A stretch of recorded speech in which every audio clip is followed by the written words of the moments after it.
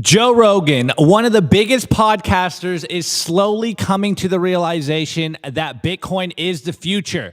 But he's not the only influential person coming to this conclusion. Literally yesterday, Elon Musk might have just quietly admitted that Bitcoin is about to take over the global reserve currency from the US. Is Elon finally about to go all in on Bitcoin and, even incorporate Bitcoin into Twitter? Well, before we get to that discussion of these very suspicious tweets by Elon, he went on a tirade yesterday. Let's play you the clip of Joe Rogan. What is money essentially right now? It's all ones and zeros, right? And what is the bottleneck? Well, the bottleneck is encryption, right? So that's how you protect people from stealing your ones and zeros. But what if it gets to the point where we're all using quantum computing? Well, then there is no more encryption. So how do we reconcile with the fact that everyone has access to everything all the time? I mean, how do we even enforce that? Like, what do you do about an even distribution of information, which is essentially wealth? Because information is numbers. Numbers are wealth. What is it? Where does it go? When there's no encryption, and essentially we're pretty close to that, right?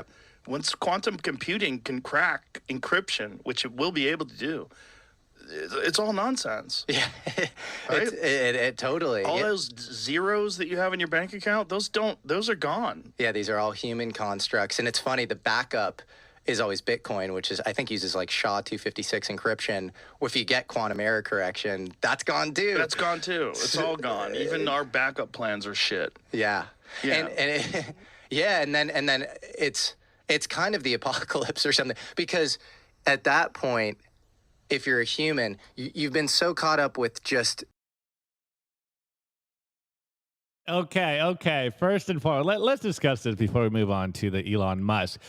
One of the themes we talk about here constantly on the show is that the fundamental question you need to ask yourself is, what is money? Nico's been ranting about that on this show for forever. I think this is kind of, there's two routes to get into Bitcoin. You either come for the money, you come for the number go up, or you ask yourself this question, what is money? And you inevitably end up at Bitcoin. Now, it is interesting that clip started with Joe Rogan going, what is money? It's ones and zeros. And actually, I can hear JJ on Rumble in the chat right now saying, digital currencies, it's going to digital currencies. It's going to take over the world, laughing at us Bitcoiners because, of course, Bitcoin is digital money. But there is the quantum computing FUD going in there. And maybe this is him grappling with this idea of, hey, Bitcoin is probably going to take over the world, but there is things to be concerned about. It really does sound like, I know Joe's a Bitcoiner. He's actually exposed some of his holdings. We know he owned about like 0.25 Bitcoin. I don't know if he's actually, bought more. He has had Andreas Antonopoulos on. And, Saylor was tweeting him this week basically saying, Joe Rogan's like, hey, I want some new guests. Who should I bring on? Saylor's like, yo, bring me on. Let's talk about Bitcoin. He hasn't brought on Bitcoiners for the last 10 years, but there are people that's been on his show that have talked about Bitcoin. Notably, Peter Thiel was on about 2-3 weeks ago, or maybe a little longer. It's all crazy time over here. And he was referencing Bitcoin. Now, this guy's on here basically saying, Bitcoin is the backup plan here. And it is interesting that Joe Rogan conceded on the idea of Bitcoin being a backup plan, though. Of course, he's kind of fudding this. It's like, oh, quantum computer is going to destroy this thing. It's over for everyone, which is something, we talk about here on Simply Bitcoin constantly. It's like, yes, quantum computing is a real threat and something that Bitcoiners are talking about. It is something that is coming down the pipeline. But again, I don't think that quantum computing is right around the corner. And further, if there is quantum computing that is able to crack encryption, I think Bitcoin will be one of the last things, notably like nuclear codes and, government secrets. I think those will probably be up front. But even if it does go for Bitcoin first, we've been talking about Satoshi's coins are one of those quantum computing alarms out there. If they can crack quantum computing and Satoshi's coins move, because we're kind of guessing that those coins will never move, then we kind of know, hey, maybe the quantum computing has gotten to a level to break encryption. So I find it interesting that Joe Rogan, and I do think he's a Bitcoiner. There's a lot of things that he talks about that is very Bitcoin-centric. It kind of overlaps with the Bitcoin community. You can tell maybe there is some pushback on his end. I don't know. Maybe it's not just from him particularly. Some might argue that he might have some people telling him what he can and can't talk about. but he did admit that Bitcoin is the backup plan, which will lead us to our next point of this story. But first, Nico, you were off the air right now and you heard that little clip and you were like, ooh. So we're getting there. Joe is getting there. Now we'll see how long it takes him to go all in on Bitcoin, but he is totally at the cusp. He asked himself what is money. He's talking about what is money. I think this is some more vindication here that is the initial thing to get you down the rabbit hole. Yeah, I think as just a collective society, like first, let me chime in on the Joe Rogan aspect of it. I find it awfully strange that Joe Rogan has not had a pro Bitcoin guest on for like 7 or 8 years. If you guys don't remember this, Joe Rogan had Andreas Antonopoulos on back in the day to talk about Bitcoin. Bitcoin has matured. Bitcoin is being accepted by the US government. Bitcoin is being accepted by Wall Street. And I find it weird he hasn't had Michael Saylor or Jack Mallers on the show. That is strange to me.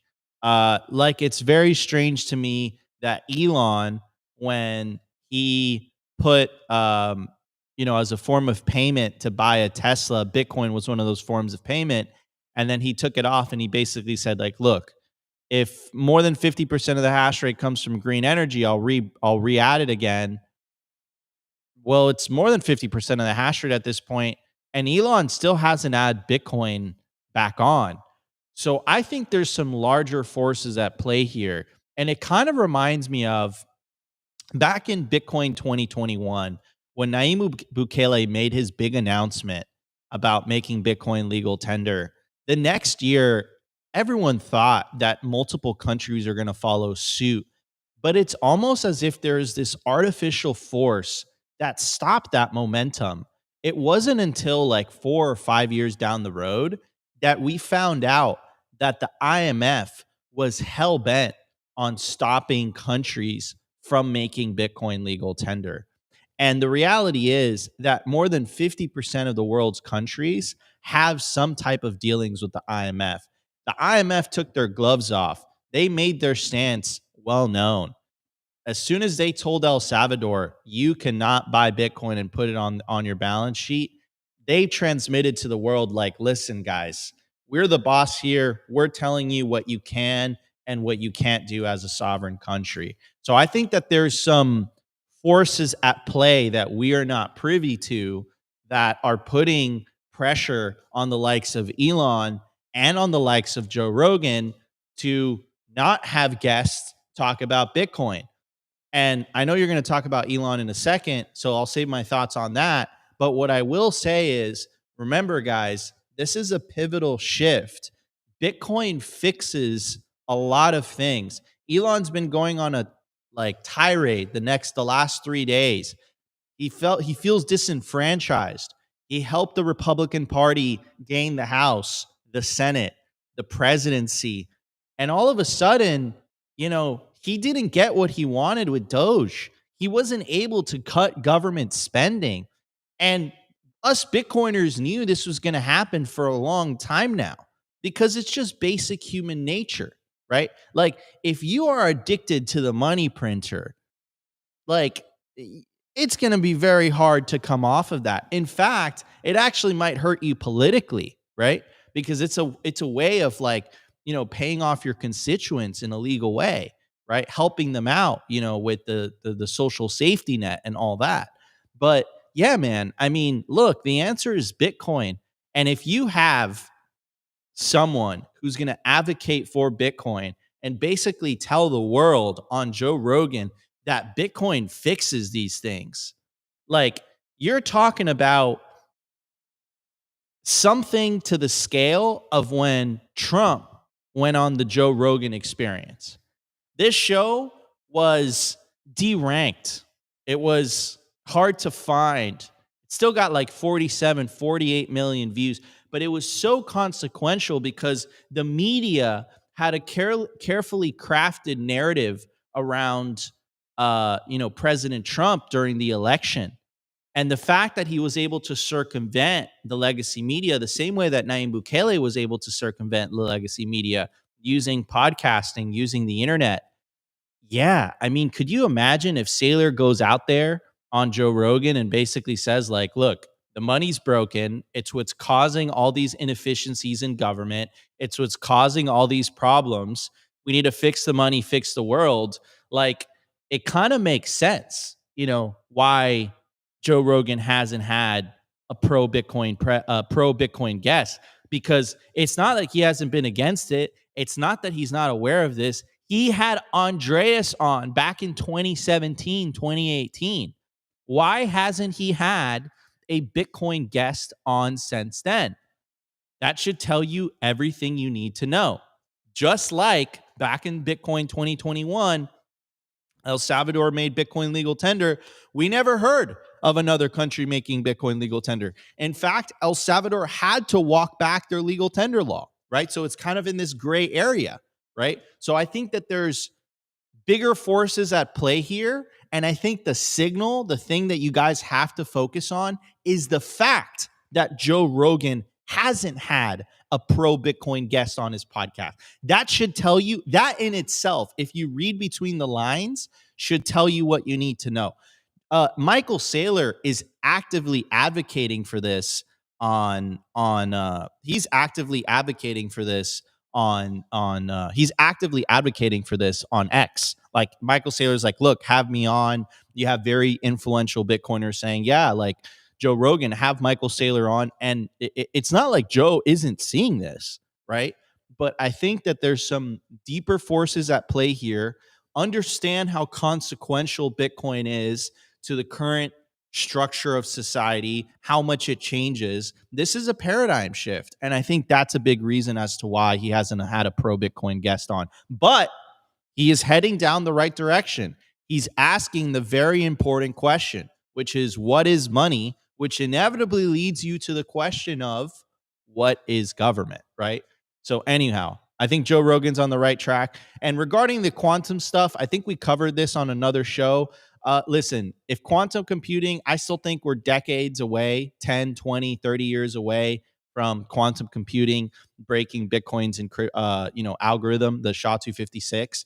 But if we ever get to that point, everything else is going to be broken too, right? As Joe Rogan was saying on the podcast. And Satoshi actually already provided a solution to this. His solution was fork it from the last honest block, right? So essentially, you have a quantum resistant new algorithm, and Bitcoin essentially makes a hard fork, right? And, Bitcoin's never really had a hard fork before. Every hard fork that Bitcoin's had, like Bitcoin Cash, BSV, have turned out to be total failures. But if Bitcoin is so threatened and so many people have their life savings and energy into Bitcoin, I think you're going to see a mass consensus behind solving that problem, and solving that problem very quickly, especially if, the monetary future of the world is in Bitcoin. That's my 2 cents. Yeah, and someone in the chat, I can't find the comment right now, but basically said, like, who cares about Joe Rogan? And again, in Bitcoin, there's definitely the meme of, like, slay your heroes, and it's not about one person in particular, and don't trust the authority figures. But you got to remember, Joe Rogan is literally the biggest podcaster in the world. So when he brings people on, it literally there's an iguana out there. It literally affects the culture. It influences the culture. And he's, as the biggest podcaster, if he goes pro Bitcoin, this is obviously going to wake up a lot of people, get them looking into Bitcoin. And this might be one of the catalysts to bring the new retail FOMO coming in, or rather the new Bitcoiners coming in, is the couple of touch points. There has been touch points on Bitcoin or Joe Rogan show around Bitcoin, but a lot of it has been negative. As the chat saying, Adam Curry was on there. He's obviously a pro Bitcoiner. He actually did an incredible job on Joe Rogan. I completely blanked on that. But anyways, Nico brought up Elon Musk. And check out these tirades on Twitter. So Elon has just completely gone off the reservation here, boys and girls. Completely gone off the reservation. It is kind of funny, ever since he officially or not so officially, or his time ran out as, a kind of part-time government worker. He's going super hard here. And we all know what Elon wanted to do. He wanted to cut spending so that we can eliminate, or rather do some damage to, the national debt And as I was saying in the beginning, he utterly failed. And now Nico's come around and, he did his best, but it just didn't work out. Now, check out this saga of tweets that we got the last couple of days, or rather just one day. So first one, Elon Musk goes, "I'm sorry, but I just can't stand it anymore. This massive, outrageous, pork-filled congressional spending bill is a disgusting abomination. Shame on those who voted for it. You know you did wrong. You know it." And of course, if you don't get the context, he's referencing the big, beautiful bill that Trump has been, boasting about, trying to push through. Basically, all the Republicans voted for it, and there has been some fallout on what exactly was in the bill, which is not what we're going to touch about here. But going further, he's also retweeting stuff about government spending, about Congress overspending. And we have this tweet that he retweeted on his Twitter timeline. "Federal spending has become excessive. The resulting inflation harms Americans and weaponizes government. The Senate can make this bill better. It must do so now." And going further, he is quote tweeting the meme account, not Jerome Powell, that this is not Apple, Tesla, or even Nvidia. It's the U.S. national debt breaking $36 trillion. And Elon Musk goes, "Mammoth spending bills are bankrupting America. Enough," all caps. And then going further, he goes, you got, again, retweeting meme accounts here. He's retweeting the Wall Street map, and it goes, "Our annual U.S. budget deficit is going to be over $2 trillion per year going forward. We pay over $100 billion per month in interest on the national debt, $1.2 trillion per year. That is about 25% of all government revenue going to pay interest on the debt." And he doubles down and goes, "Interest payments already consume 25% of all government revenue. If the massive deficit spending continues, there will only be money for interest payments and nothing else. No Social Security, no medical, no defense, nothing." And he did do, I thought I pulled it up here for you guys. I guess I'm doing my job wrong here, but he basically has a tweet here. Maybe I can find it real quick. Look at this one. "This is debt slavery for the American people." He is literally sounding like a Bitcoiner here. And there was one in particular where he basically said Congress is bankrupting America with their overspending, that Congress needs to get their shit together and stop spending so much money because this is what's really driving all of the craziness we're seeing. But the real kicker here, guys, yes, you could argue Elon Musk is just talking about inflation. We know he's been very concerned about the national debt. We know he tried to go in with Doge and try to cut spending. He absolutely failed at that. I think even on paper, at most that they cut was like $150 billion, which is obviously not that big of a dent when you're talking about trillions of dollars. Here's the real kicker where it relates to Bitcoin. And it is an interesting sign because he did tweet about Bitcoin related stuff previously at the beginning of the week. Well, look at this tweet here. We have Brian Armstrong quote tweeting the U.S. national debt. And of course, it's just getting absolutely out of control. Currently at $36.9 trillion. I repeat, $36.9 trillion. And the tweet goes, "If the electorate doesn't hold Congress accountable to reducing the deficit and start paying down the debt, Bitcoin is going to take over as reserve currency. I love Bitcoin, but a strong America is also super important for the world. We need to get our finances under control." And Elon Musk just drops a little America emoji in response to Brian Armstrong, and actually retweeted Brian Armstrong. So I don't know, guys. This I know Musk is obviously influential, on paper the world's richest man.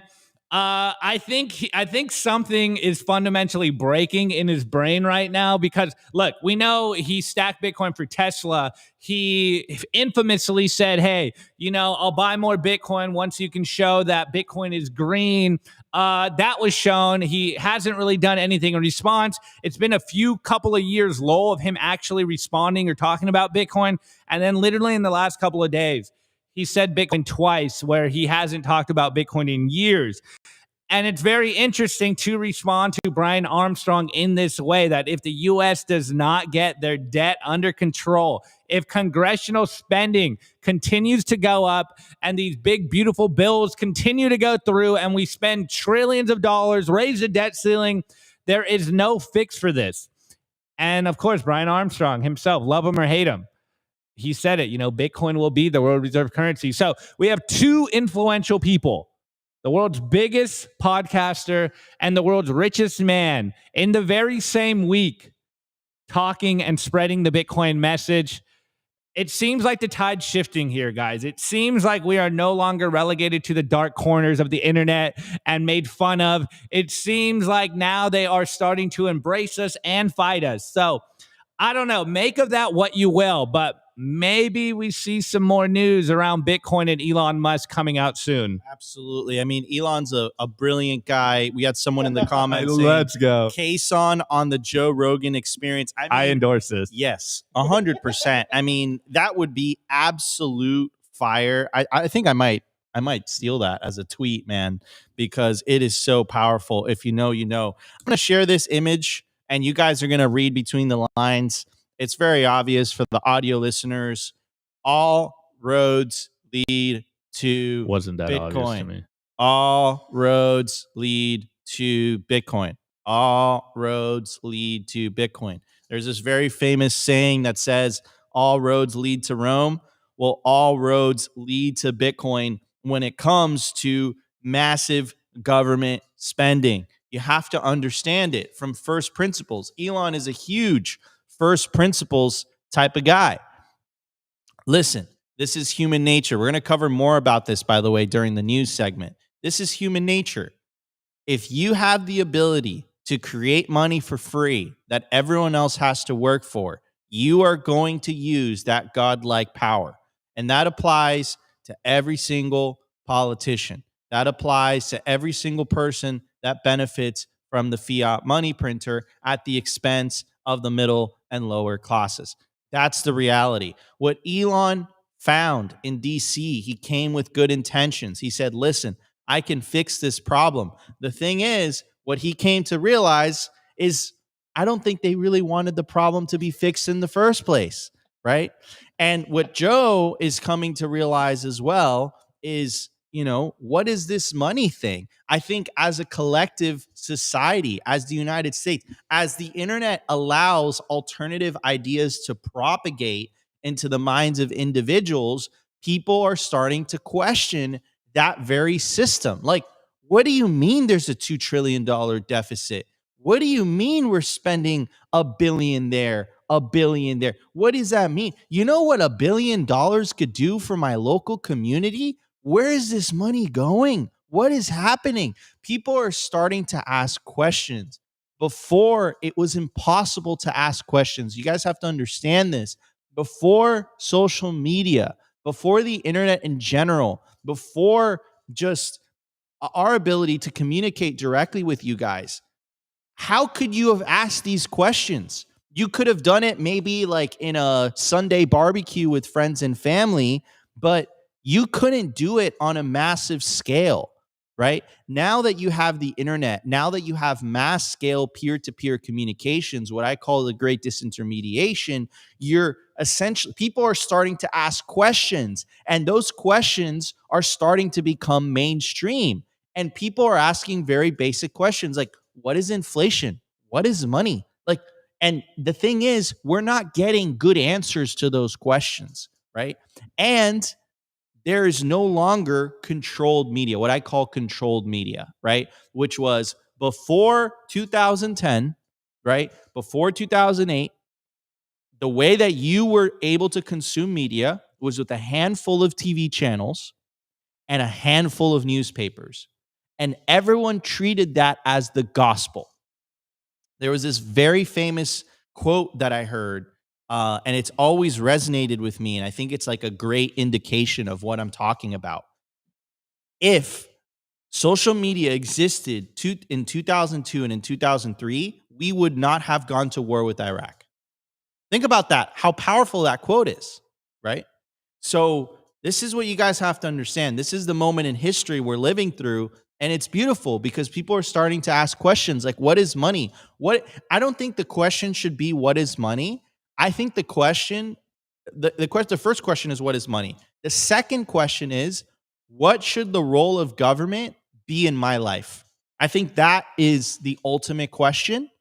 And I think that leads to people asking questions about certain things that perhaps were outside of the Overton window, right? So, of course, I think this is all going to happen peacefully and naturally over time, through the electoral process. But remember, you can vote today by buying Bitcoin, earning Bitcoin, mining Bitcoin, and taking that Bitcoin into self-custody. And by doing so, opting out of the system entirely, right? That's what we recommend here at Simply Bitcoin. Reclaim back your financial sovereignty today. You don't have to wait for anybody. Anyways, guys, before we continue the show, guys, you know the deal. Simply Bitcoin is powered by our amazing partners. And I want to give a shout out to, of course, our lead partner, bitcoinwell.com. Excuse me. To get started, go to bitcoinwell.com/simply, and it will take you to this page. It takes 2 to 5 minutes to get signed up, or you could scan the QR code on your screen, whatever is easier for you guys. What makes Bitcoin Well special and unique, and why we recommend it here at Simply Bitcoin, is that it's a sovereign platform. What does that mean? That means that when you buy Bitcoin on Bitcoin Well, they don't let you leave your Bitcoin on the exchange. It goes straight to your self-custody Bitcoin wallet address, which, of course, perfectly aligns with the Simply Bitcoin ethos of reclaiming back your financial sovereignty. If you're a higher net worth individual and you're looking for a white glove service, people walking you through this process, go to bitcoinwell.com/OTC if you're looking to buy $50,000 worth of Bitcoin or more. And stay tuned, because we're about to play the Bitcoin Wishing Well contest. And what's awesome about this contest is you can win prizes. The way that you earn Bitcoin Well points is you buy Bitcoin on Bitcoin Well, and you could use those points towards a bunch of different prizes, like a Simply Bitcoin hoodie, an orange Cybertruck, or the Bitcoin Wishing Well contest, which we're going to be doing live for you guys right now.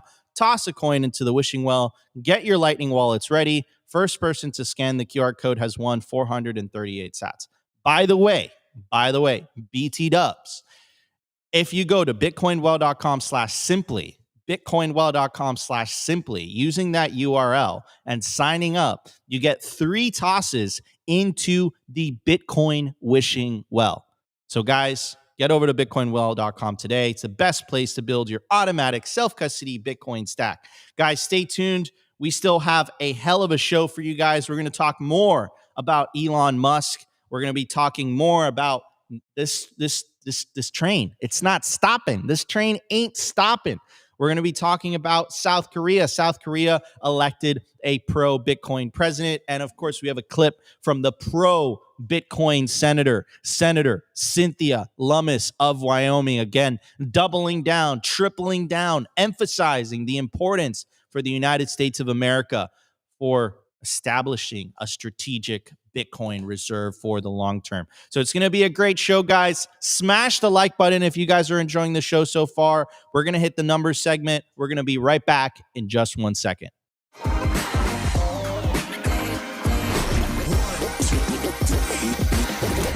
I want to tell you guys about our sponsor, Stamp Seed.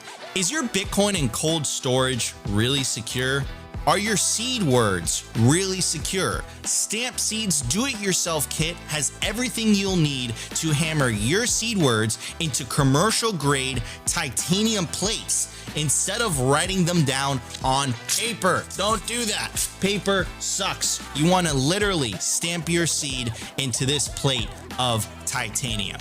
Your words are actually stamped into the metal plate with this hammer. So once your words are in, they aren't going anywhere. No risk of the plate breaking apart and your pieces falling everywhere. Titanium stamp seeds will survive nearly triple the heat produced by a house fire. They are also crush-proof, waterproof, non-corrosive, and most importantly, because this is generational wealth, time-proof. All things that paper is not, allowing you to hodl your Bitcoin for the long haul. I mean, here is the plate that they crushed. They put in water. They put a blowtorch to it. And as you can see, the words have survived. Stamp your seed on Stamp Seed. And you can use promo code SIMPLY to get 15% off anything on their store. Head over to stampseed.com today.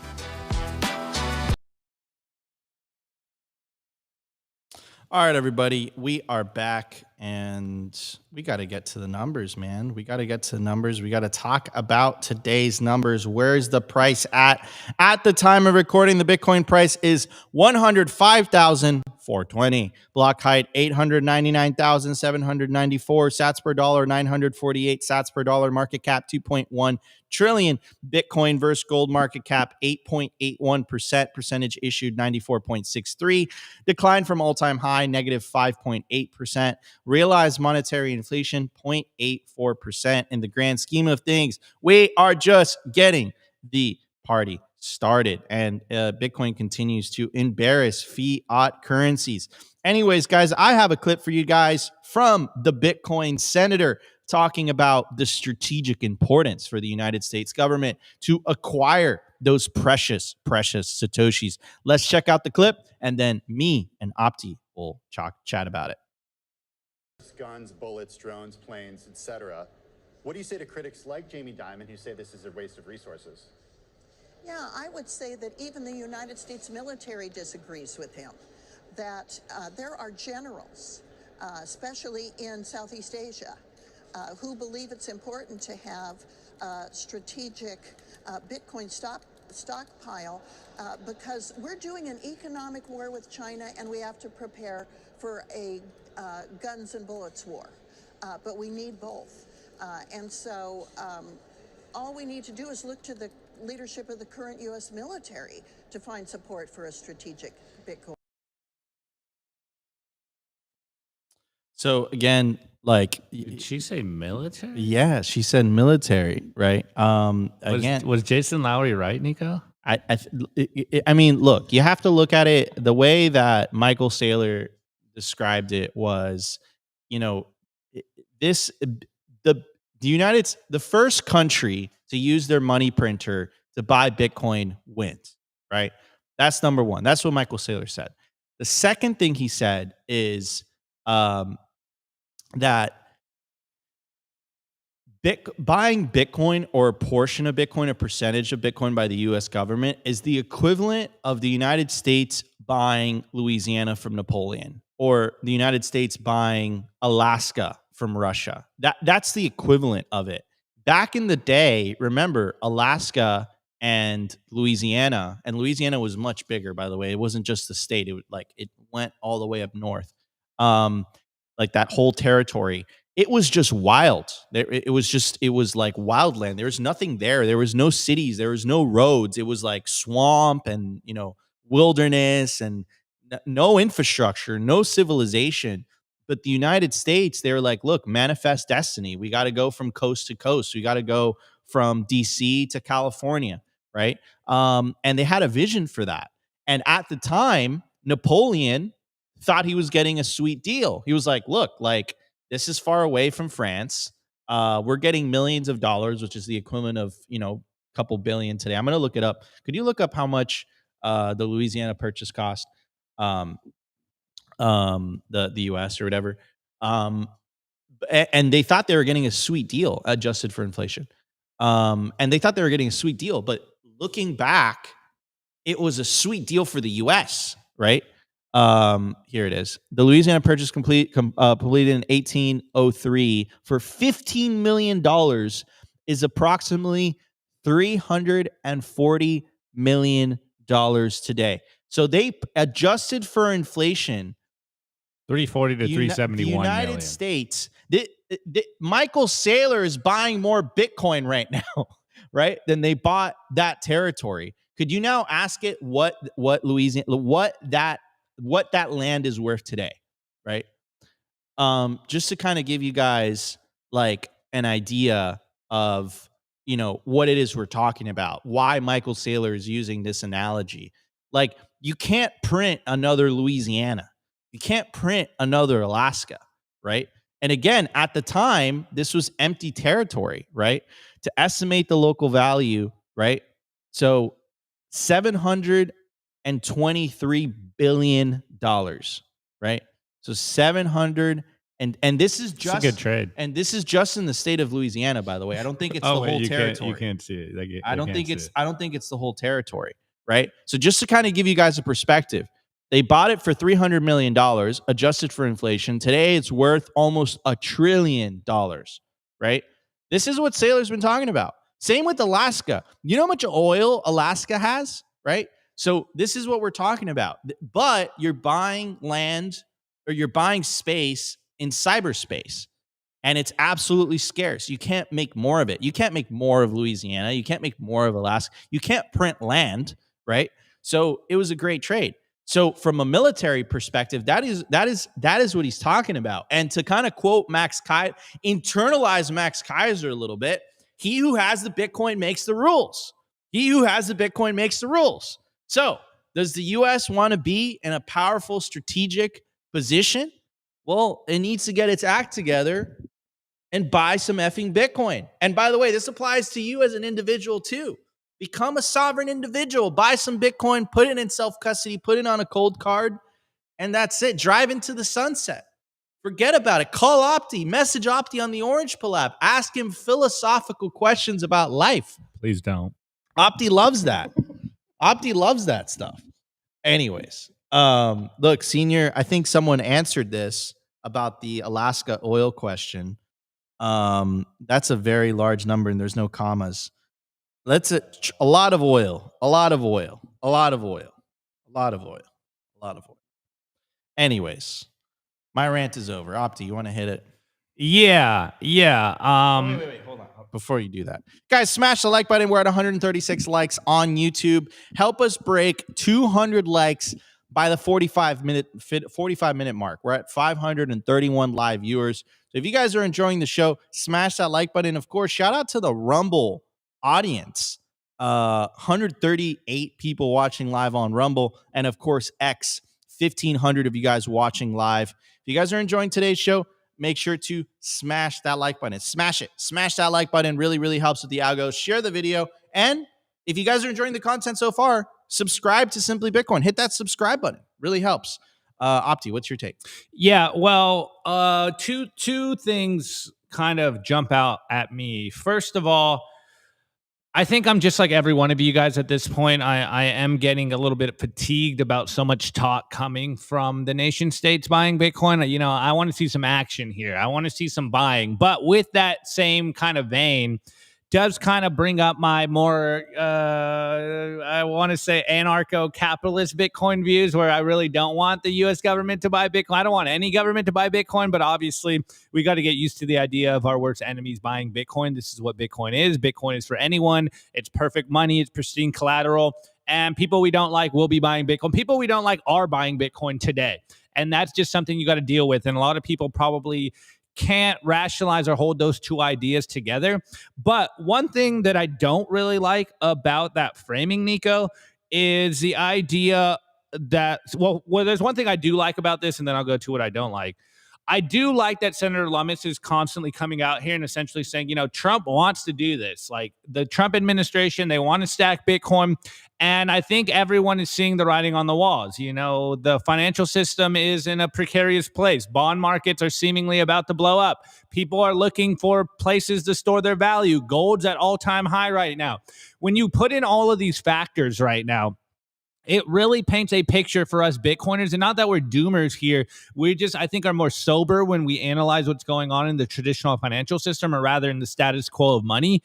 And it is painting a very bad picture here, that things are getting out of control, or maybe they're already out of control, but people still trust the institutions, and hence why they're still kind of able to corral it or damp down the problems that we're seeing right now. And there's really only two ways that they can get out of this problem, is by printing more money or starting new wars to print more money.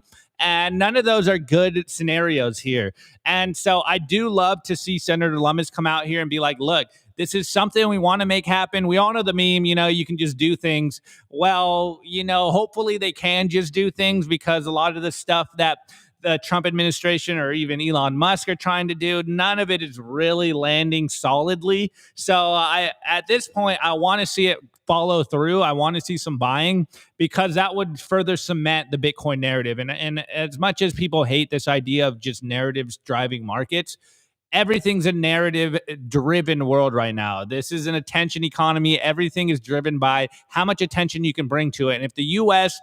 buys millions of Bitcoin, or even does, a small 10,000 Bitcoin buy, that would fundamentally shift the game. Now, the part that I don't really like about this is this idea of Bitcoin becoming a national security issue. And I think if you've kind of been following the whole NOT's core op return debate right now, whether you fall into the ossification camp or that we need to upgrade this money to onboard the 8 billion people on planet Earth, the faster Bitcoin becomes a national security issue, the harder it's going to be for us to upgrade Bitcoin and make it that money that we want it to be. Hold on. Do we want Bitcoin to be a national security issue? That's what I'm saying. That's exactly what I'm saying. And Senator Lummis kind of said it. It's like, the military is looking at Bitcoin. Sounds like it's a national security issue, or at least it's on the rise here. And, Jason Lowery's been saying that for a long time, like Bitcoin is a national security issue. This is not what I want to see. This starts to terrify me here, because then, if it is a national security issue, when we try to upgrade Bitcoin, a couple years down the line, a lot of this big capital, we might be in another, fork wars. This might be a contentious soft fork. There might be a hard fork, and that's not going to do good for not only just the industry, but of course for the price. Yo, this comment from Rumble, watch out, Opti. Nico is texting Christine during your rant.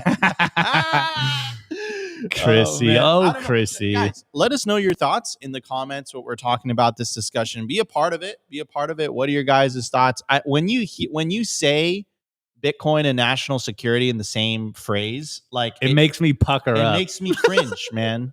It makes me cringe. This is where we are. I don't feel good. I don't feel comfortable with that, because there's implications to that, I think, right? There's implications to that. Yeah, that's what I'm saying. There's implications to that. Anyway, guys, it's going to be an interesting ride, this Bitcoin revolution that we're all experiencing, we're all living through. But all you guys have to do, it's very simple. Make sure you have more Bitcoin than the day before. Make sure that Bitcoin's in self-custody, and that's how you win. Anyways, guys, we're going to hit the news segment. We have tons to talk about. We will be right back in just 1 second.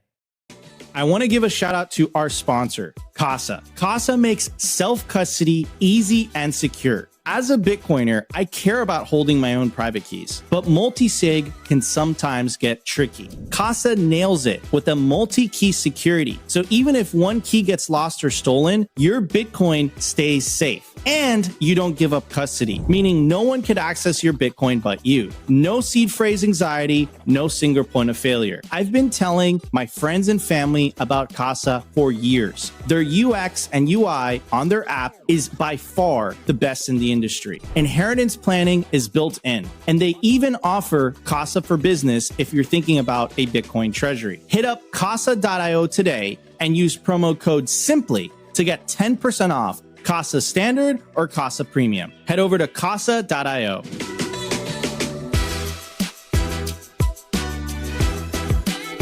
I want to give a shout out to our partner, CoinKite. If you take your Bitcoin security seriously, you'll need the best Bitcoin hardware wallet on the market to take self-custody. That's where Cold Card comes in.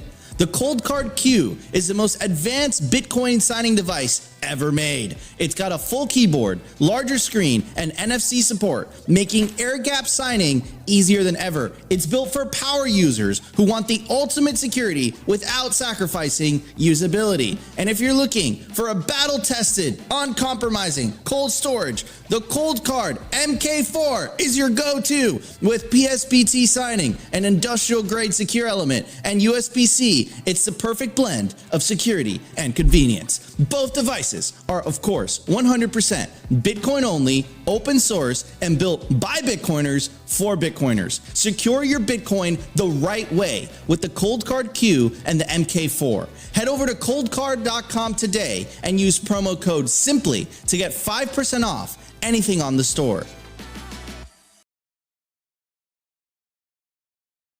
All right, ladies and gentlemen, we are back, and the breaking news for today, South Korea elects. Wow, we're on a roll. We're on a roll.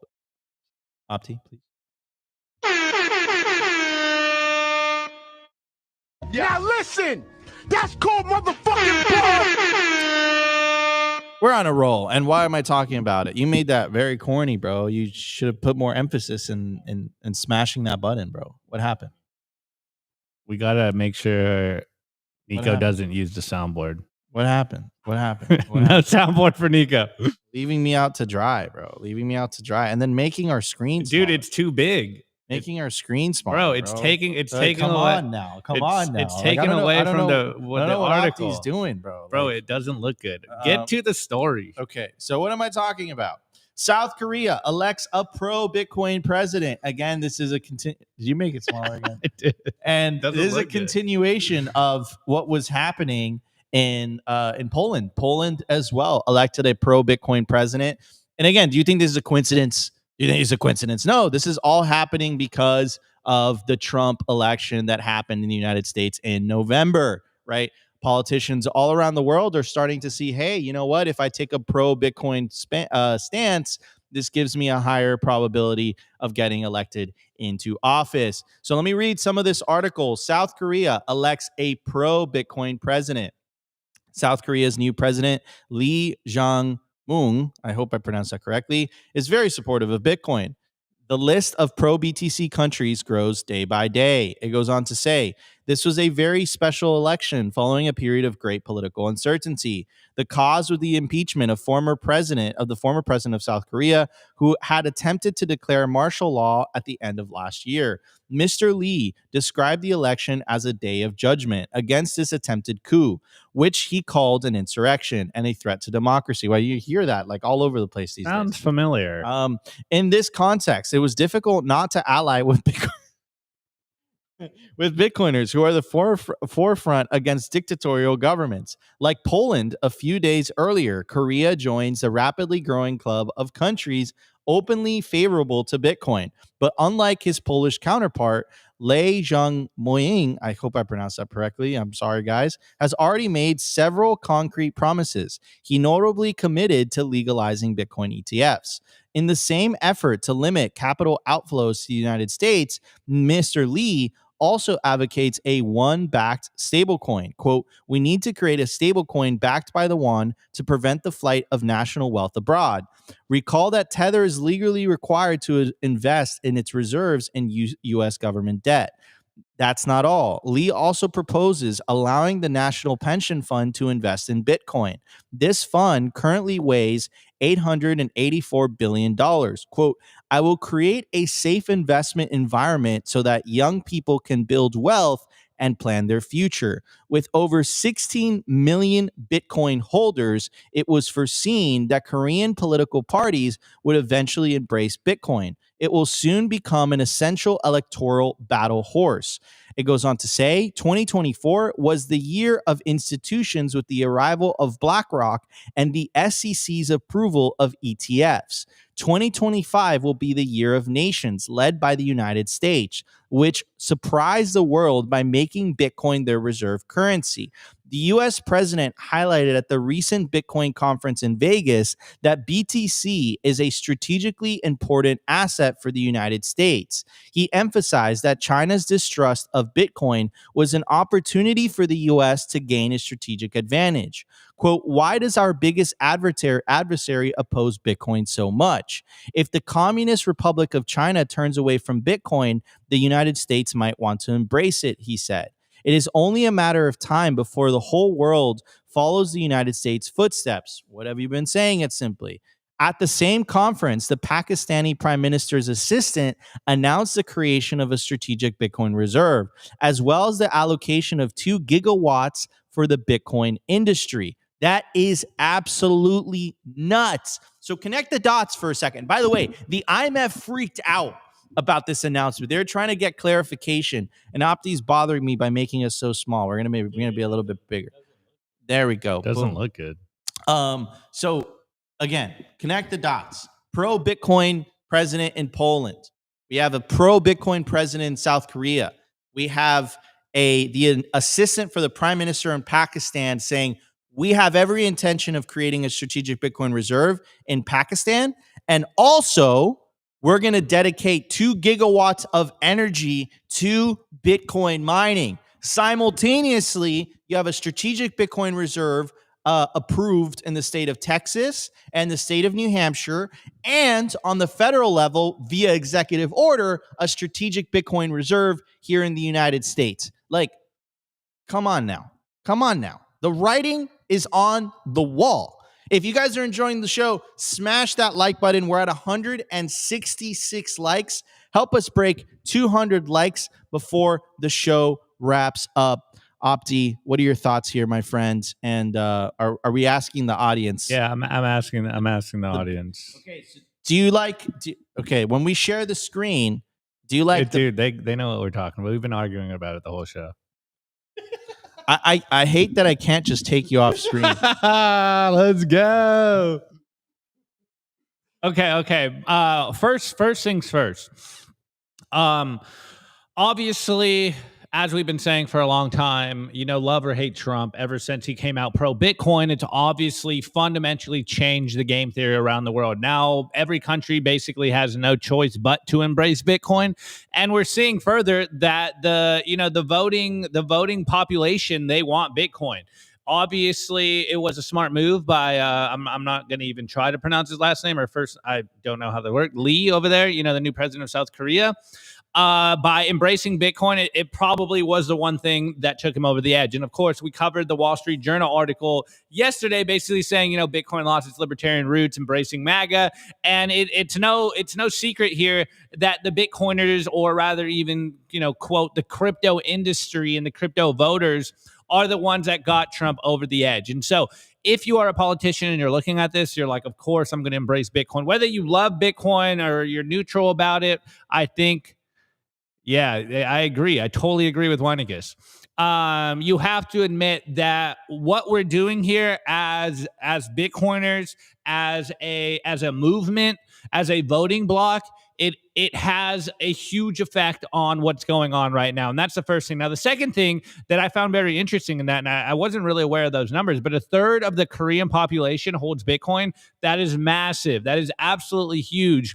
I mean, they said 16 million. I think there's more in America, but the ratio of a third of the population holds Bitcoin. I don't think that's even close in the US. I think we're at like 10 to 12% if my figures are still accurate and I'm remembering correctly.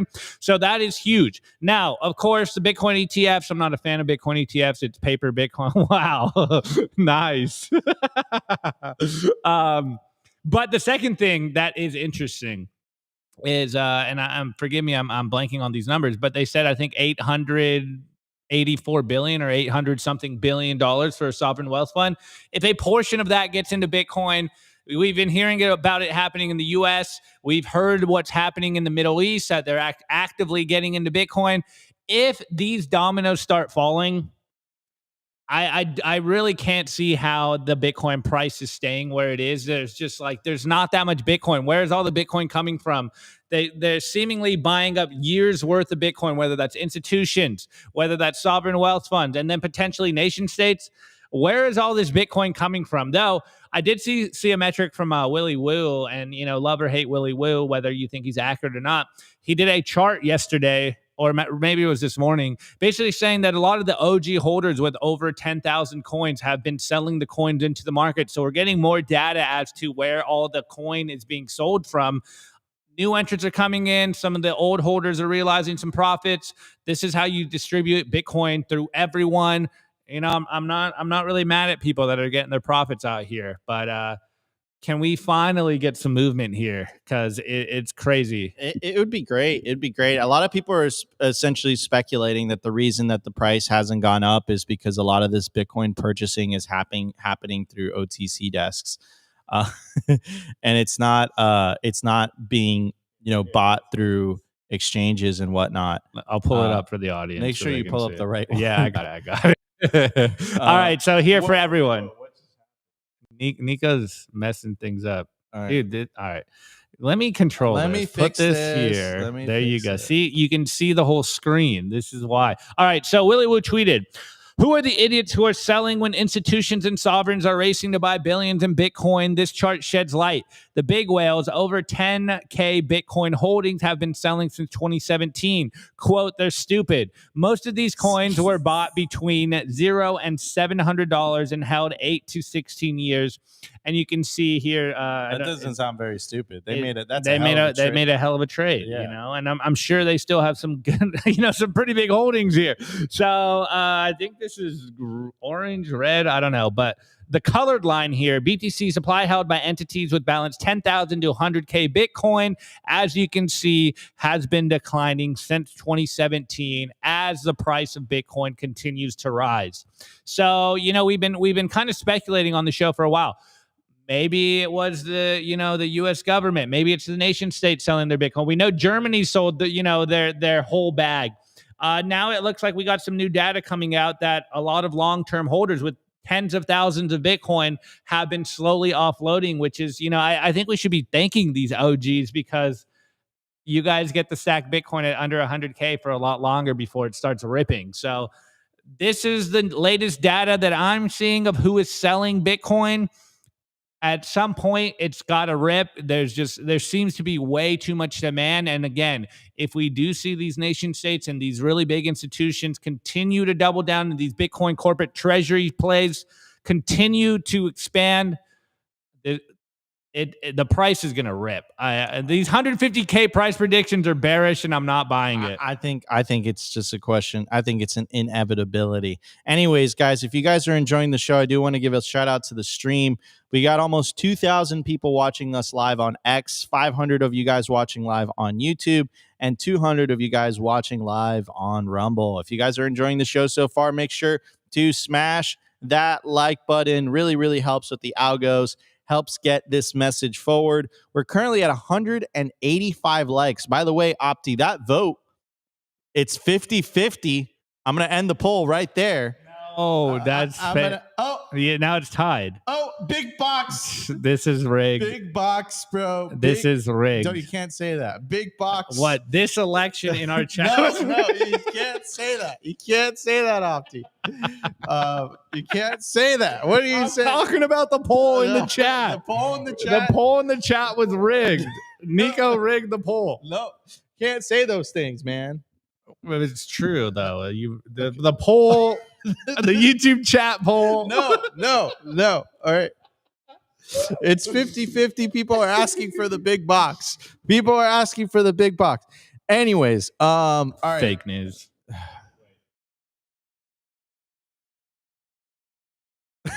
You are fake news. All right, Keep everybody. it going. We still got a hell of a show for you guys. We're going to hit the culture. We have tons to cover. Before we do that, I do want to give a shout out to our merch, of course. Guys, we have a limited merch drop. Opti is wearing the Simply Bitcoin t-shirt. Oh, and we did inventory, guys, and we're literally about to run out. Yeah, exactly. And yeah, you should get yours while supplies last. All the hats, they're sold out. They're gone. It's over. It's over. But you can still get yourself a Simply Bitcoin alternative. Only black in some tee, sizes, though. a Bitcoin Saves cream tee, the one that Opti's wearing right now, and a Simply Bitcoin hoodie. The Simply Bitcoin hoodie is incredibly comfy. It's stylish. It's just a dope hoodie. You should get yours. You should get yours while supplies last. Head over to simplybitcoin.com. And you guys get yourself some Simply Bitcoin merch. Anyways, we're going to hit the culture. We have tons to talk about. We'll be right back in just 1 second. I want to give a shout out to our partner, HIVE Digital Technology. Why HIVE in 2025? Unstoppable growth. As the first ever public miner, HIVE's position to quadruple their global footprint, making them one of the world's fastest growing miners in 2025. And with elite operations that consistently top the industry in Bitcoin mined per exahash, HIVE's now headquartered in the USA. They're lean and mean, they're green and clean, and they're rewriting the playbook on sustainable Bitcoin mining. You can catch the latest buzz at HIVE Digital Tech or at hivedigitaltech.com.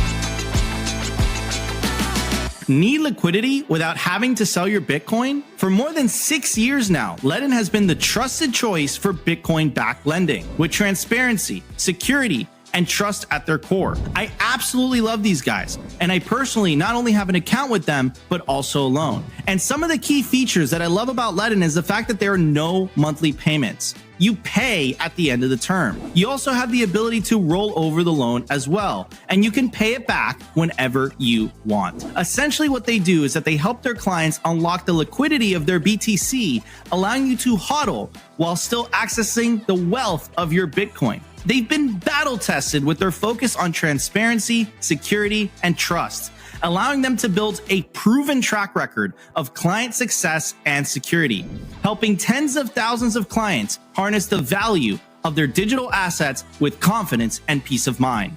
Learn more about what your BTC can do for you today.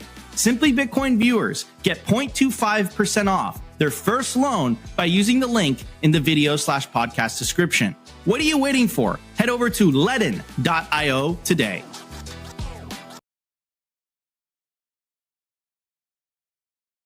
Oh, wow. Okay. So the inventory, yeah, there's really not that many guys. Yeah. I didn't realize that.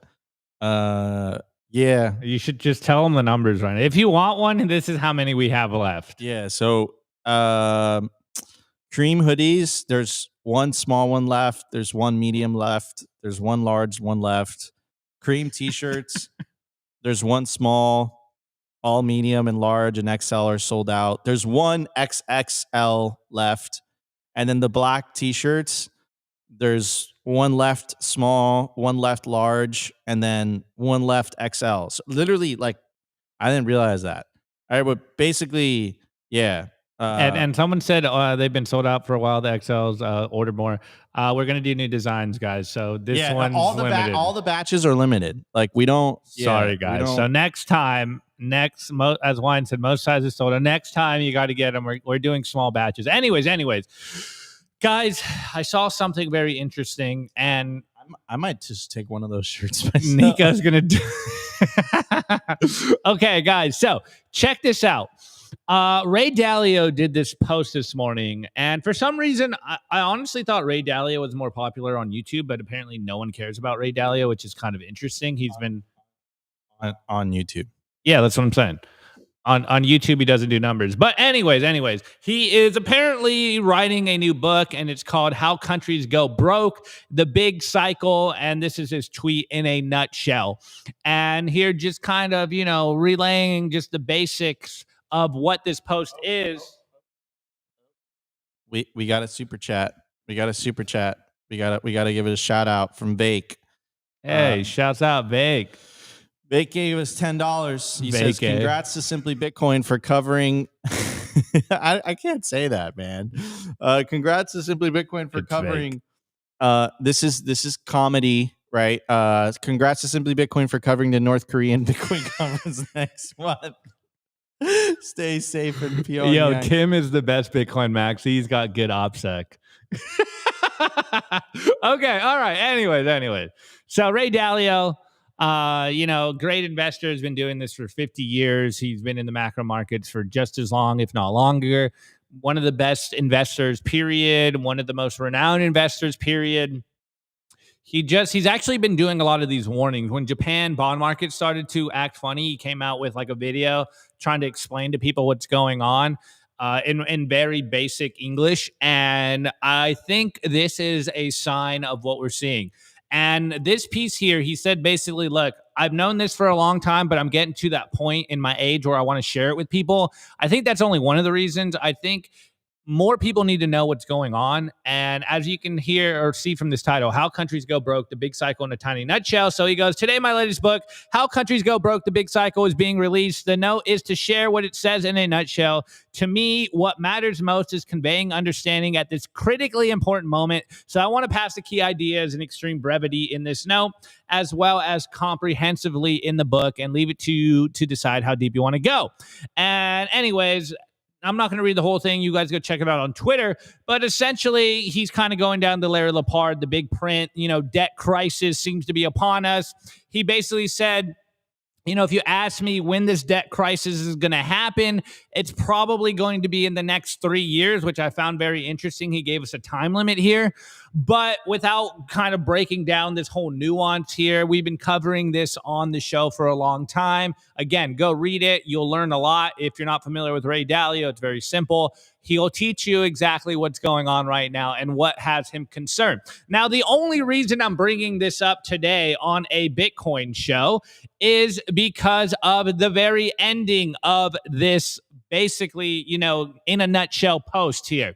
And he's talking about debt crises. He's talking about, you know, bonds. And he's basically saying, look, you want to know what I think you should be doing, what I think is the move right now, where it's really not safe to put your money anywhere, and the risk-free, you know, the risk-off trades and places to park your money aren't safe anymore. Well, here is the ending, and here is the kicker. And as you can see, I tweeted it this morning. Ray Dalio, expressing concerns of looming debt crisis, recommends you own some Bitcoin. The tide is shifting. Wait, what? Yes. All right. So now here you can see from the very end of this article or this note. And I'm guessing it's in the book. Did Dalio just say you should own Bitcoin? All right. Let me read it for you. So he goes, question 7. Why didn't we shape this show? Because no one likes Ray Dalio on YouTube. It just doesn't do numbers. Ray Dalio's the GOAT. I agree, but it just doesn't do numbers. So this is why it's in the culture. Okay. Big breaking, massive breaking. Air horns, please. Hold on. I wasn't ready. Ray Dalio thinks you should buy some Bitcoin. Yeah, okay, let's break it down. So, are there any other areas of the world that look particularly problematic from a fiscal standpoint that people may be underappreciating? And he goes, most countries have similar debt and deficit problems. The UK, EU, China, and Japan all do. That is why I expect a similar debt and currency devaluation adjustment process in most countries, which is why I expect non-government produced monies like gold and Bitcoin to do relatively well. Now, how should investors navigate this risk / be positioned going forward? And he goes, everyone's financial situation is different, but as general advice, I suggest diversifying well in asset classes in countries that have strong income statements and balance sheets and are not having great internal political and external geopolitical conflicts, underweighting debt assets like bonds and overweighting gold and a bit of Bitcoin. Having a small percentage of one's money in gold can reduce the portfolio's risk, and I think it will also raise its return. And here's a headline here. I actually, if you guys saw the clip I did with CJ, you know that I am a huge fan of CJ, and he loves Caprio Investments here. And you did an interview with CJ. Yeah, that's exactly Go it. check it out. Go check it out. Channel. Now, the reason I'm bringing this up is because he's saying something very similar, but I'm really just going to take this little headline here. Welcome to the hard asset era. The multi-decade cycle has flipped. Gold is once again outperforming equities. And of course, he talks about Bitcoin. He's a Bitcoiner. But I think the headline is the most important. You are entering a hard asset era. This is where we are in the cycle, guys. And, you know, we're Bitcoiners. So obviously, we're going to tell you to buy Bitcoin. Yes, I love gold. Gold is pretty. You know, it's physical. It's shiny. I want this whole house in gold one day. But we're not storing our wealth in here to Peter Schiff's chagrin. You know, go check out the one of Nico arguing with Peter Schiff at the Bitcoin conference. But the point remains the same. If you're seeing the United States start to pivot to Bitcoin, or even, you know, to stable coins, or you're starting to see Larry Fink shilling Bitcoin to its clients and saying it's going to go to 700K this year or this cycle, and you're seeing pro-Bitcoin presidents or politicians be elected, you're starting to see gold is going to all-time highs. You're starting to see that interest rates are raising, which is essentially saying no one wants to buy bonds. The point and the writing on the wall is very clear. You need to hold hard assets, and the most attainable, the most accessible hard asset for every single one of us is, of course, Bitcoin. And the properties of Bitcoin, whether it's hard cap, whether it's censorship resistant, portable, all the things, is very clearly showing me that even though Ray Dalio is kind of just saying, yeah, a little bit of Bitcoin, it's becoming very clear you need to hold some Bitcoin. Now, I did go back and forth with Vikingo this morning about it, and he was like, it sounds like Ray Dalio doesn't really want to say Bitcoin here. And I kind of argued the other way. I think it's the opposite. I think he is kind of reading the room, and it's still not very favorable for him to embrace and shill Bitcoin to his peers. So he is throwing it as an afterthought here. But I think the fact that it's being put in this position, in this category, I think is a tide shift that we are seeing. It's a full fundamental sea change from where we've been in the past. Again, Ray Dalio is warning about a looming debt crisis. And he says, yeah, maybe you want to own some Bitcoin. He hasn't gone full Larry Lepard on us, Nico. The big print's coming. You need to go all in on Bitcoin, but we'll take the little W's where we get them. Anyways, Nico, what's your thoughts on this one? Dude, I mean, my thoughts are absolutely like mind blown. I mean, you have someone else again, like bending the knee to the king. This is a big deal. Like, I can't believe I didn't hear about this. Like, the fact that you have Ray Dalio basically saying, look, guys, here, basically buy Bitcoin, or Bitcoin's going up. Like, and this is like a 180 from where he was not too long ago. Like, not too long ago, he was basically saying, I don't like Bitcoin. So the fact that he's saying this and he's mentioning Bitcoin by name in his article is a big deal. I think Opti's about to drop it in the chat. By the way, appreciate the super chat we just got. I do want to give it a shout out. And I want to pull it up on screen. Here we go. Chandi says, Bitcoin army, be on guard. God is real. Yes, he is. Every bank shut my account down. This isn't my bank, but I have Bitcoin wins, make it a currency. I'm still stuck in Vegas. I want out. Damn. Damn. Well, appreciate. Hope you get home. Thank you, Chandi. Hope you get home. Yeah, I mean, it's pretty crazy. Opti dropped it in the chat if you guys want to check out the article. And yeah, guys, that's a pretty big deal. Anyways, we are getting to the top of the hour, guys. If you guys enjoyed the show, you know what to do. Smash that like button. Consider subscribing if you feel like we provided you value. We love you guys. We wouldn't be here without you. If you guys want to support the show, of course, you could check out our merch. You could check out our partners. Check out our partners, guys. That really helps the most. And of course, you guys can send us a super chat as well. That really helps also.